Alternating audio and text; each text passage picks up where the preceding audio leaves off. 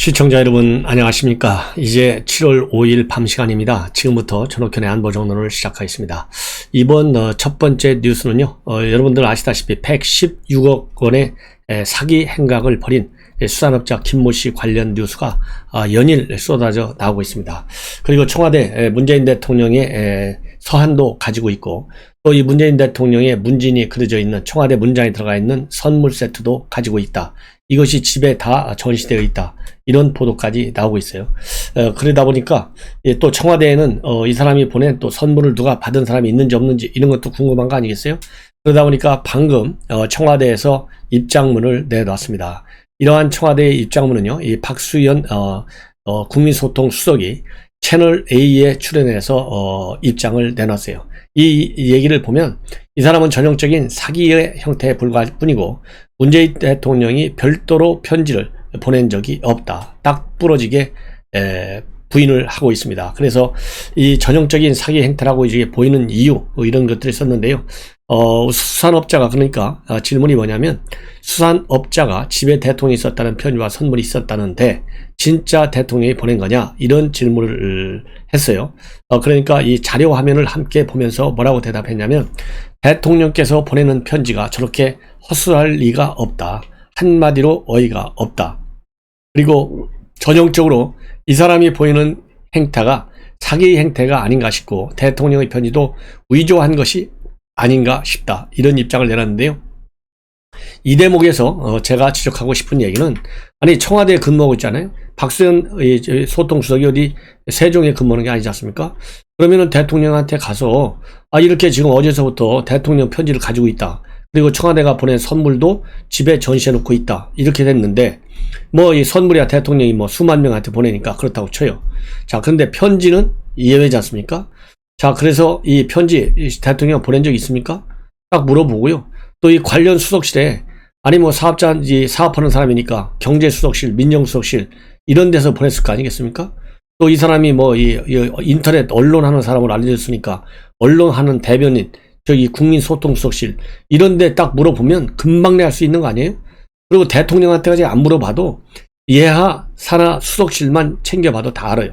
그러면 내가 생긴 것도 저렇게 자료 화면에 나온 대로 허술해서 한마디로 어이가 없고 대통령이 보낸 편지가 아닌 게 맞다 라고 할 수도 있겠지만, 이거는 박수현 수석의 판단이지 않습니까? 판단과 달리 팩트를 먼저 청와대 안에서 확인해가지고, 왜냐면은 저도 뭐 종편 수백 번 출연해서 알잖아요. 사전에 주요 질의 문제는 다 알려줘요. 자, 그러면 그런 거 챙겨보니까 이 사람은 가짜가 맞다 딱 부러지게 얘기해야지, 그림을 보고 자료 화면을 보고 저렇게 허술한 걸 보니까 아니다, 이거는 책임 있는 답변이 못 된다, 이렇게 비판하고 싶습니다.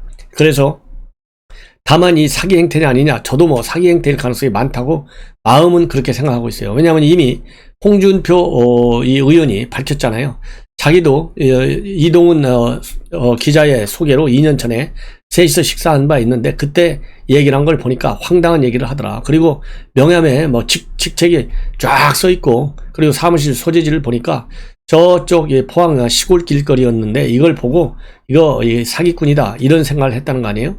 그래서 그렇지만은 본인은 일체 이 사람한테 뭐 선물 하나 받은 적이 없고 정상적인 사람이 아니라고 했기 때문에 참 조심을 많이 했다, 이런 취지로 언론 본인이 SNS 입장으로 SNS에 입장을 밝혔어요. 그런 것처럼 저도 사기 행각을 보이고 있는 사기꾼이다. 왜냐하면 이미 2번에 걸쳐서 사기쳐가지고 구속이 된 사람이에요.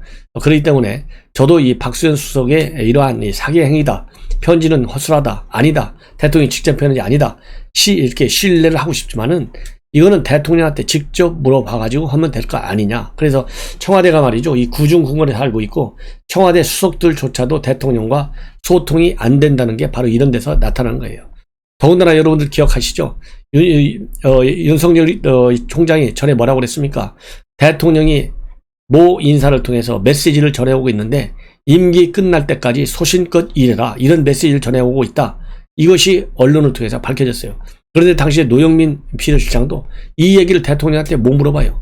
추미애 장관도 이 얘기를 대통령한테 안 물어봐요. 못 물어봐요. 이러니까 이게 문제다. 그래야 뭐 절벽통이 된 거예요. 소통을 관두고. 그리고 또 이 특별사면 경위를 밝혀라. 이거와 관련해서도요, 김재원 최고위원이 얘기했지 않습니까? 무리도 너무나 심한 무리한 비약이다. 지나친 정치 공세다. 그러면서요, 2017년도 12월 30일, 그리고 2018년도 신년 특별 사면으로 사면을 받은 거는 맞다. 그런데 그때 사면을 받은 사람이 무려 165만 명이나 달하는데, 165만 명이 전부 대통령이나 청와대가 관계가 있다는 말이냐. 무리한 비약이다. 이것도 맞긴 맞아요. 맞긴 맞아. 그런데 그리고 또 이 청와대에서 오늘 낮에는요, 뭐라고 반박했냐면 형기의 81%를 다 채웠다. 그리고 이 이중 범죄, 두 가지 범죄 이외의 추가적인 범죄 행위를 저지른 것이 없다. 그러니까 사면의 정상적인 조건에 들어갔기 때문에 사면을 했다. 이렇게 반박을 했는데요. 이번에 박수현 수석은 165만 명이 2017년 12월 30일 날 사면했는데 그 중에 완오브 댐의 일부일 뿐이다. 이렇게 얘기를 하고 있는데요. 이거는 저는 동의할 수 없습니다. 왜냐하면 이 사람이 말이죠, 사기 행각을 벌인 데다가 이미 그렇잖아요. 그리고 지금 사기 행각을 1억 정도의 사기쳐가지고 구속이 된 사람이에요. 자, 그런데 이러한 사기범이고, 그리고 정관계 인적 네트워크가 굉장히 좋은 사람이에요. 그러다 보면 누군가 이 메신저가 있어가지고 나 좀 사면시켜 주시오. 왜냐면 조건에 들어간다고 해서 100%다 사면되는 거 아니잖아요. 조건에 들어간다고 해서 100% 사면되는 게 아니에요. 그렇기 때문에도 그런 점에서 이 사면 문제와 관련해서 이 165만 명을 또 내세우고, 그리고 형기의 81% 이런 거를 내세우면서 지극히 당연한 정상적 조치다 이렇게 하는 것은 신뢰하기가 좀 어렵다. 그리고 이 김씨와 친분이 있는 청와대 사람이 있는지 확인해 봤느냐, 이런 질문에 관련해서는요, 아직 밝혀진 게 없으니 모르겠다. 장담할 수는 없고, 그 많은 사람들 중에 누가 선물 하나 받았다 안 받았다 이런 건 있을지 모르겠다.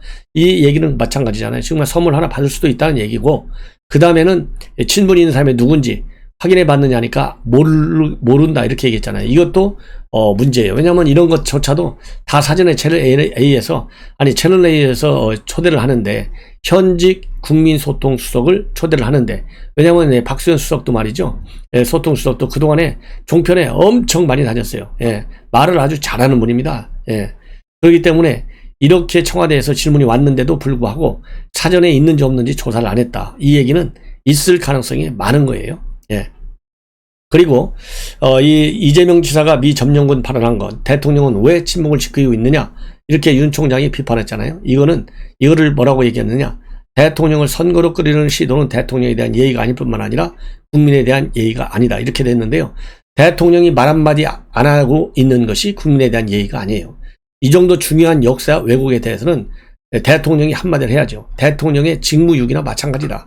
왜냐하면 대통령은요, 국정 전반에 대한 최고의 통수권자잖아요. 그런데 이러한 최고의 통치자인데, 통수권자가 아니라 최고의 통치자인데 심각한 역사 왜곡, 특히 한미관계, 이 왜곡하는 거잖아요. 주한미군의 역할 이런 거, 이거에 대해서 말 한마디 하는 것은 직무유기이고, 이런 중요한 이 역사 왜곡에 대해서 말 한마디 안 하는 것은 국민에 대한 예의가 아니에요. 그 다음에 또 이 박수현 수석이 최재형 감사원장 사퇴한 후에 왜 그렇게 비판하고 있느냐, 윤석열 총장과 왜 다르냐, 더 심하다, 이런 거와 관련해서는요, 최재형 감사원장은 스스로가 보장된 임기를 본인의 의지에 의해서 정치 목적으로 채우지 않은 사례이기 때문에 더 심하게 얘기할 수밖에 없다, 이렇게 얘기하고 있고요. 김혜숙 인사수석 책임론과 관련해서는 이거는 한 사람의 문제가 아니고 시스템의 전반적인 전체적인 문제라서 공동 책임으로 무겁게 받아들인다, 이렇게 얘기했는데요. 공동 책임 무겁게 받아들이면 2명, 3명 책임을 지면 안 됩니까? 왜 너무 많나요? 2명, 3명 책임지면? 이러니까 무책임한 국정 운영하고 있다고, 모든 화살은 문재인 대통령한테 돌아가는 것이다, 이렇게 저는 지적을 하고 싶습니다.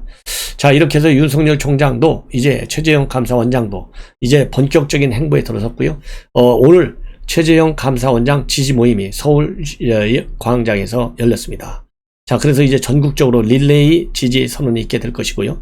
근데 그런 가운데 윤석열 총장 오늘은 서울대 원장핵공학과 교수를 만나서 탈원전 문제에 대해서 의견을 나눴고, 내일은 대전을 방문해 가지고요, 대전에 있는 천안함 생존자 이 단체장을 맡고 있는 전준영 씨를 만나고, 그 다음에 또 대전에 있는 카이스트를 방문해서 이 탈원전 문제를 집중적으로 논의할 예정으로 그렇게 알려지고 있어요. 그래서 이제 민생 투어 일정이 하나씩 둘씩 나오고 있습니다. 그런데 지금 현재 새롭게 하나 튀어나온 것은요, 지금 언론에서 5.18 민주 묘역 참배 일정이 5.18 관련 단체, 즉 5.18 구속 부상자회 이 측에서, 이 단체 측에서 반대하는 바람에 5.18 묘역 참배 일정이 무산됐다, 이런 보도가 나오고 있다고 합니다.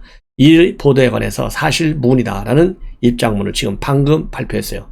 그래서 지금 확인해 보니까 대선 캠프 안에서 5.18 구속 부상자와 연락을 취한 사람이 하나도 없다. 그리고 또 이 광주 방문을 그러다 보니까 거절당한 사실도 하나도 없다. 그래서 광주 방문 일정은 예정대로 진행을 하겠다. 그러면서요, 이 캠프 관계자는 뭐라고 입장을 내고 있냐면, 광주는 상징성과 의미를 가진 도시다. 방문 일정을 계속 조율하고 있다. 그리고 부산과 대구 어느 곳이든 테이블 위에 올려놓은 상태다. 이렇게 지금 밝히고 있습니다. 그리고 참고적으로요, 윤석열 총장은 이제 오늘 유인태 총무수석을 만났고요, 만찬을 했고, 그 다음에 곧 김종인 비대위원장, 그 다음에 안철수 대표도 만날 예정에 있다. 이렇게 윤석열 총장 측에서는 밝히고 있습니다. 그리고 오늘 서울대학을 방문해가지고 월성원전 사건 때문에 압력이 너무나 많이 들어와가지고 이 총장직을 그만두지 않을 수가 없다라고 하는 폭탄 선언을 했어요. 그래서 이 구속영장을 청구하니까 이 검수완박으로 여권에서 나서게 됐고요. 그 다음에 압수수색을 하니까 감찰과 징계청구가 들어왔다. 그래서 엄청난 굉장한 압력이 들어왔다는 것을 실토하고 있습니다.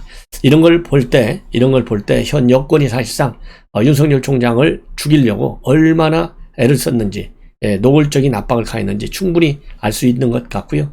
그리고 박범계가 지금 윤 총장 사건과 관련된 중앙지검장의 수사 지휘권을 그대로 유지할 가능성을 강력히 시사하고 있어요. 이걸 보면 앞으로 윤 총장 가족에 대한 수사가 상당히 강도 높게 진행될 것이다 라는 이 법조계의 해석이 지금 대두되고 있습니다. 자, 이러한 가운데 말이죠, 지금 현재 정부 여권의 이 수세적인 상황, 여기에 대해서 이 송영길 대표는요, 취임할 때부터 청와대하고 이제 청와대에 따르지 않고 당이 모든 것을 정책적인 측면에까지 주도해 나가겠다, 이런 강한 소신을 밝혔어요. 그래서 문재인 대통령을 처음에 만났을 때부터 이 소규모 이 원자로 사업은 계속 해야 된다, 이런 입장까지 전달했지 않습니까? 그런데 오늘 관훈 클럽 토론회가 있었는데요, 여기에서 여권의 금기로 되어 있는 대깨문이라는 단어를 쓰고 또 청와대 이너서클이라고 하는 용어를 써서 지금 친문 진영들로부터 사퇴하라, 이런 압박을 받고 있다고 합니다. 그래서 민주당 권리당원 게시판에는 사퇴를 요구하는 글이 수백 건씩 올라와 있고, 이러한 발언에 관해서 정세균 후보는 눈과 귀가 의심스러운 편파적 발언이다, 이렇게 지금 내리치고 있어요. 왜냐하면 오늘 이 관훈클럽 이 핵심 얘기는요, 이 대깨문을 직접 언급하면서 대통령을 지키겠다고 떠드는 사람들이 누구는 되고 누구는 안 된다, 이렇게 생각하는 순간 문재인 대통령은 지킬 수 없다. 그래서 그런 얘기는 결국 대깨문들 때문에 이재명 지사를 말하자면 대깨문에서 이 거부하는 이런 지금 이 분위기와 관련해서 언급한 거예요. 그래서 이 송 대표가 얘기한 것은요, 강성 친문이 이재명 지사를 견제하는 것 아니냐, 이런 질문에 대해서 일부 세력이 당연히 그렇게 하고 있지만 이거는 친문 강성 실제로 견제하고 있다는 것이죠. 누가 되더라도 결과에 승복하고 완팀으로 만드는 것이 당 대표의 역할이다, 이렇게 강조를 했습니다. 그래서 이 얘기는 결국 뭡니까? 친문 일각에서 이재명 지사에 대한 비토 정서, 이거 있을 수 없다, 이게 용납하지 않겠다, 그런 얘기를 하는 거지 않습니까? 그래서 친문이 결집을 해서 결선 투표에서 역전할 그럴 가능성도 있다, 이렇게 지금 전망을 하면서, 그래서 특정인을 배제하는 논리는 당의 화합에 바람직하지 않다, 이런 것을 강조하고 있습니다. 그래서 그리고 또 이너서클이라는 말도 쓰고 있어요. 이너서클이라고 하는 것은 결국 여권 내에서도요, 상당히 조심스러운 표현이라고 그렇게 알려주고 있습니다. 예를 들자면요, 지금 현재 인사 문제와 관련해서 많은 문제가 있고, 그 다음에 이번에 반부패 비서관 임명한 거에 관해서도 또 많은 문제가 있지 않습니까? 그러다 보니까 너무 안이하게 검증을 하는 것이 아니냐, 이런 비판을 하면서요, 인사수석실, 민정수석실을 전반적으로 점검할 필요가 있다, 이렇게 하면 얘기를 했어요. 그러면서 이너서클이니 그냥 봐주고 넘어가는 것이 되면 안 된다, 이런 얘기를 했습니다. 그래서 여당의 대표가 청와대 핵심 인사들을 갖다가 이너서클로 지적한 것도 매우 이례적인 그런 상황이다, 이렇게 지금 평가를 했습니다. 그렇기 때문에 지금 권리 당원들로부터 송영길 대표가 상당히 어려운 국면에 처해 있다. 지금 이 권리 당원들의 공세, 친문 강성파들의 공세에 송영길 대표가 시달리고 있는 것이죠. 이제 마지막으로 하나만 더 여러분들께 소개해 드린다면요, 지금 김경수 지사 이 법원에 출입할 때요, 법원에 출두할 때 일체 수갑을 차지 않습니다. 그런데 이와 이 상반되게 이재용 지사, 이재용 부회장, 그 다음에 최경환 전 장관, 이런 사람들 말이죠, 다 수갑을 차고 법원에 출두한다고 그래요. 자, 그러면 이재용은 왜 수갑을 차야 되고, 그 다음에 김경수는 왜 안 차냐, 이걸 가지고 이제 지금 보도가 나오고 있는데요. 2018년도 3월에 이와 관련된 이 훈령이 개정됐다고 합니다. 개정된 이 훈령에는 바로 뭐냐, 이 사회적 지위 여부에 따라서 그러니까 도주 우려는 수용자의 직업 또는 사회적 지위가 고려될 수 있고, 이러한 사회적 지위 여부에 따라서 수갑을 채우냐 안 채우냐, 이런 규정이 있다고 그래요. 자, 그렇게 되니까요, 그러면 이 사회적 지위, 이재용이 낫냐 아니잖아요. 그럼 도주 우려가 있느냐? 도주 우려 없어요. 김경수도 도주 우려 없죠. 그럼에도 불구하고 이렇게 이재용 신동빈 이런 재계 인사들은 전부 다 모조리 채워주고 있는데요. 채워서 법정에 출두하고 있는데, 이거는 교정 당국의 권한이라고 합니다. 그래서 이러한 규정을 임의적으로 해석하지 않도록 이 별도의 이 규정 개정이 필요한 것이 아니냐. 그리고 보다 더 명백한, 분명한 이 명확한 이 규정이 더 필요하다. 그래서 임의로 누구는 수갑을 채우고 누구는 수갑을 안 채우는 이런 일이 있다고 하는 것은 그만큼 공정하지 않다, 이런 얘기나 마찬가지가 아니겠느냐, 이런 지금 비판이 제기되고 있습니다. 시청자 여러분, 이것으로 제 방송을 마치겠습니다. 시청자 여러분들의 많은 시청 당부드리겠습니다. 대단히 고맙습니다.